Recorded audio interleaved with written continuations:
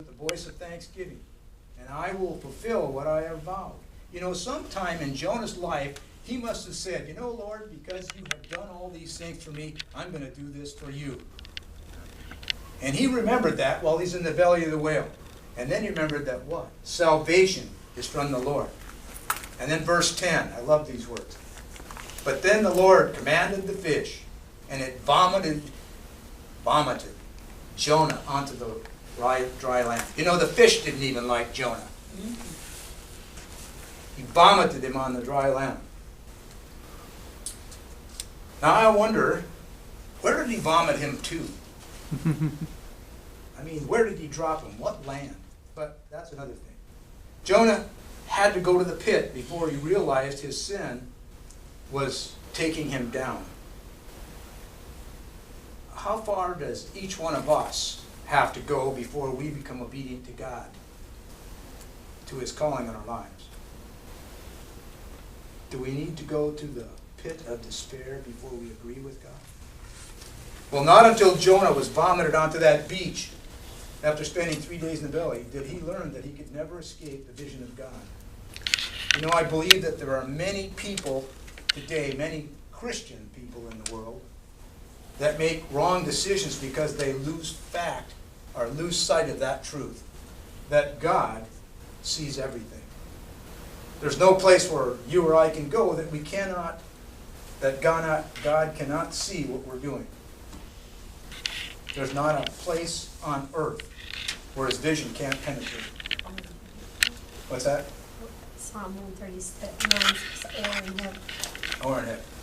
Some might think this is an awful truth, but God does not want us to sin.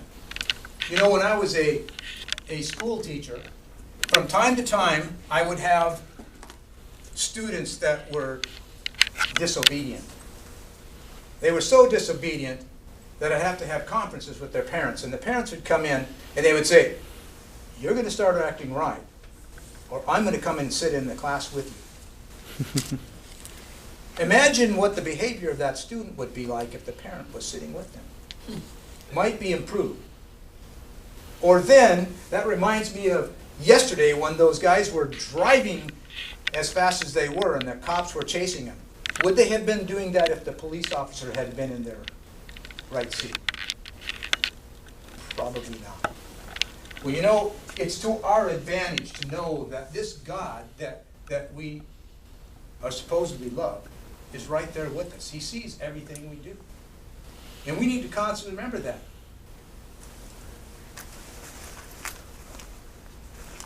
You know, when the Bible presents God's perfect vision, it's meant to be an encouragement.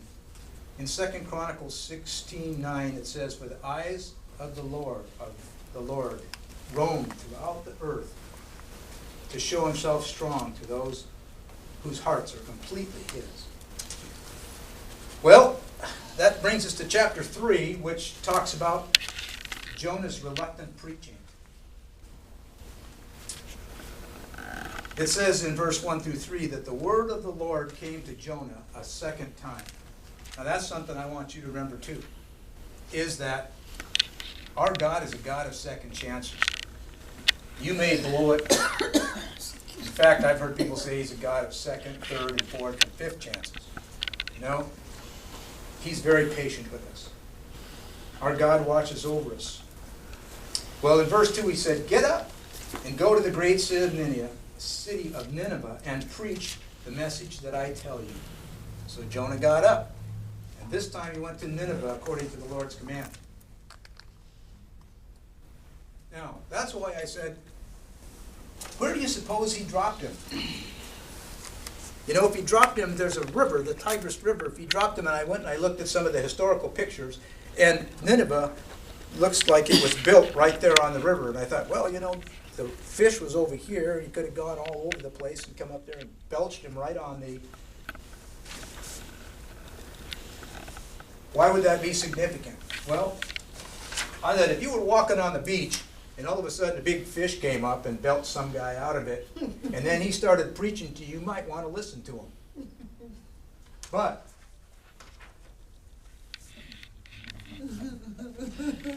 especially if your country had a whale god. that Yeah. apparently they did. So this is what Jonah was to proclaim on his 3-day walk. Now the city was large enough that he could walk across it. It would take him 3 days walking. And all he was saying was, in 40 days, Nineveh would be demolished.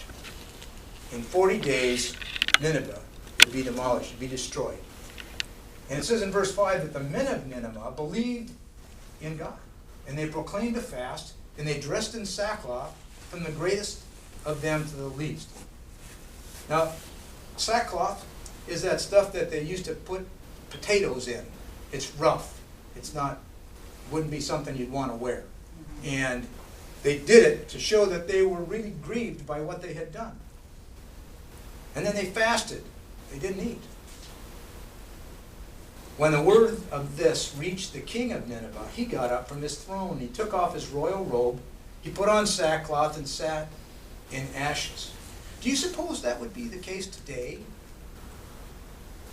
If the king, our president, heard that everybody across the nation was saddened by the behavior of this nation, and they were in sackcloth and they started to not eat, would he hear it? Would he change his mind? Would he proclaim something? This king issued a decree in Nineveh. He said, by order of the king and his nobles, no man or beast, herd or flock is to taste anything at all. They must not eat or drink water. Furthermore, both men and beasts must be covered in sackcloth, and everyone must call out earnestly to God. This is God with a big G. In the Bible, that represents God the Father. Each must turn from his evil ways and from the violence he is doing. Let your actions show that you're really changed of heart. Who knows? God may turn and relent. He may turn from his burning anger so that we will not perish. John 3:16. You all know that?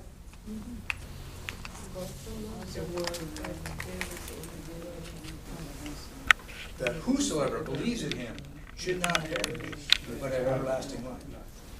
Okay? Well, verse 10 says that God saw their action and that they had turned from their evil ways. So God relented from the disaster that he threatened to do to them. Well, that brings us to chapter 4. And I call this the need for more learning, because it says here that what Jonah did, Jonah wasn't happy with the results of his preaching. Now, most pastors would like to see that kind of effect on a crowd that was that. But Jonah still needed more training. In verse 1 it said, he was displeased, he became furious, he prayed to God, please Lord, isn't this what I said while I was still in my own country? That's why I fled to Tarshish in the first place. For I knew, Lord, that you are a merciful and compassionate God, slow to become angry, rich in faithful love, and one who relents from sending disaster. And now, Lord, please take my life from me, for it is better for me to die than to live. He's upset because God saved these terrible people. He still needs some training. You know, I mentioned this morning in the Sunday school class. I says, do you suppose that there are believers around us that hate Muslims so much, or ISIS? They say they need to die. You know, the spread of Islam and other false religions do need to be stopped, but it's God's decisions in how that happens. He's still in the business of sending missionaries. That's why we took a collection, to send missionaries. He may be calling one of you. 1 John 4:20 says, if anyone says, I love God, yet hates his brother, he's a liar. For the person who does not love his brother, he has not seen, cannot love the God that he has not seen. Well, Which one is that? 1 John 4:20. You can actually go through 1 John chapter 2, and you'll hear all of that same thing. Verse 4, Jonah. God says to Jonah, is it right for you to be angry? Jonah left the city, and he sat down east of it, and he made a shelter there in the shade, and sat in its shade to see what happened to the city. It took him 3 days to preach. He gave him 40. He said, in 40 days, this place